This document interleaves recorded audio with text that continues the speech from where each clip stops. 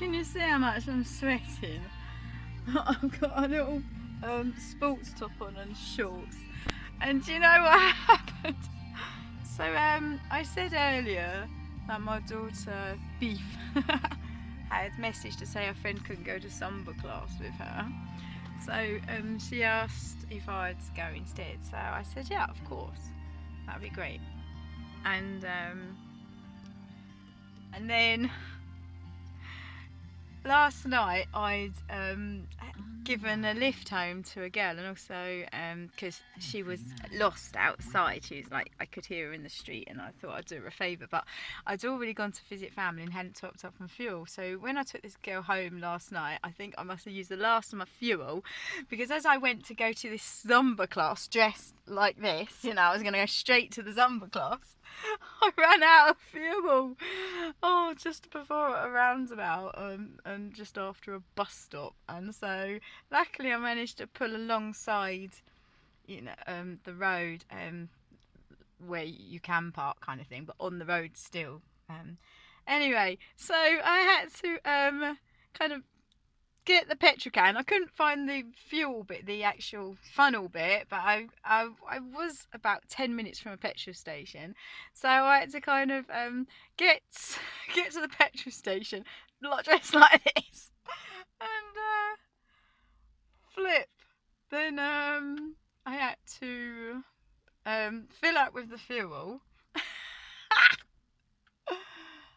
and then get to my daughter, where in this time she was meant to give me a change. Well, she was wanting me to try on a different outfit maybe, and she had some trainers for me.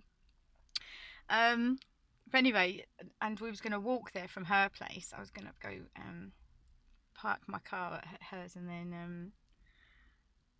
then walk there with her. So I had to phone her up, and I had to say to her, sorry, I've kind of run out of fuel, had to go and get some petrol.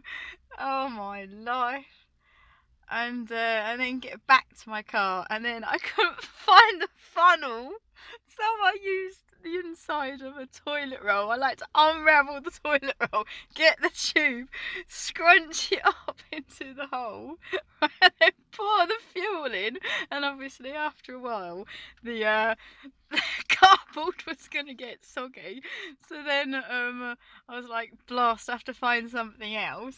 And I thought, I wonder if I've put enough in. So I tried to start the car, and no, it wouldn't start. Obviously still not enough fuel.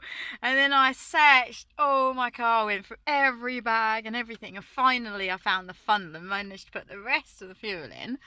And all this time, obviously distracting myself, because I've just life is so crazy, isn't it? The emotions of loving someone, that probably, anyway, I'll get onto that in a moment. So I went to this Zumba class, and I got there when it had been started, about 10 minutes probably, and oh my gosh, it was fun, but I was given one of the spots right. There were 6, because obviously with this COVID you can't have many people dancing, so many people in a class, so there were 6 of us in the class, and we all were spaced out, and yeah, I like sweated like mad.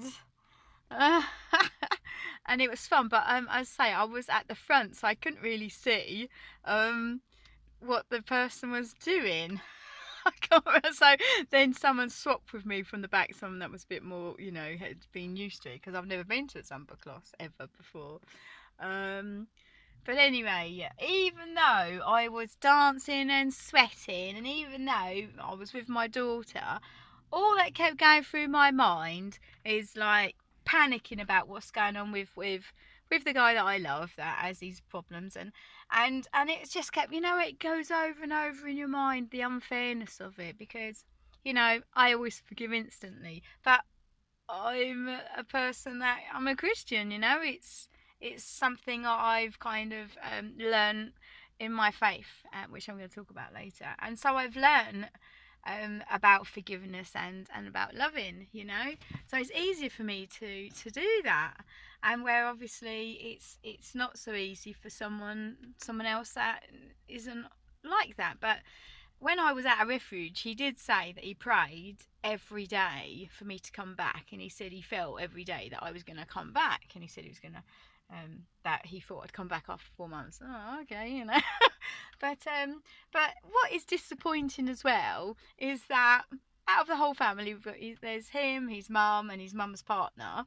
Um, I've helped them all, you know, and they've all got their issues, and it's like, you know, I do forgive them, I do love them all, but the amount of help that I've given them each individually, because the mum, um, she obviously, yeah, she's a woman in her own right and got her own love triangle, got her own love thing going on with this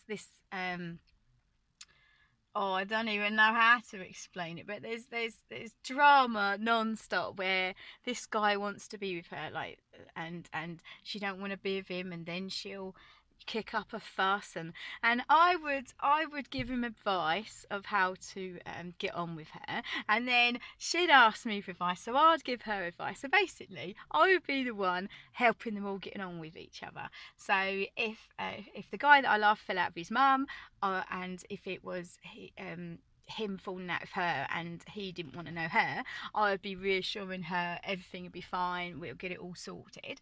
And if it was her falling out of him, I would help out and reassure him, and then if it was the other guy, the mum's partner, if it was him needing help.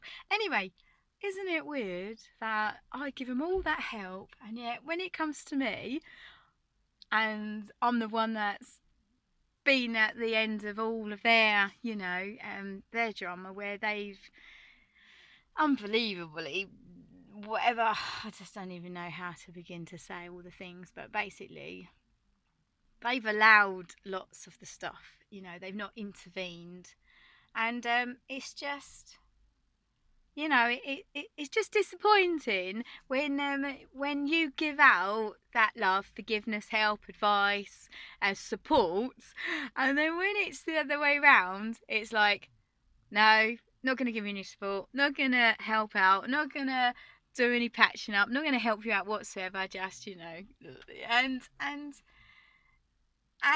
you can get bitter about that kind of thing. I could get bitter, and I could, but I've just, they're all, they all need loving, and none of them have had an upbringing to learn treat others how you want to be treated, and so how can I expect them, how can I hold them up to a standard that they've never been taught? But it's heartbreaking, because I'm literally, they've all also got lots of goodness in them, and the same people that have done this, well, everything is okay when I'm okay with this other guy, with the guy that I love, um, we're all like, they, I don't even know how to explain it. Even though they're not great, they still have supported me more than all my family, more than my own mum, more than the mother-in-laws that I've had, and it's just, that's why I want to know them, because even though they, haven't got this guide of how to treat others how they want to be treated, they still do other stuff that is supportive in other ways. Invite me round for dinner, help me with something. They were all working on my car, all fixing it together, and just a load of things. And and I don't know, it's just, I just don't know what to make of it, because I just don't know what God wants me to make of it, because I just feel like everything's going to be okay, but do I want it to be okay? Is he going to change? But he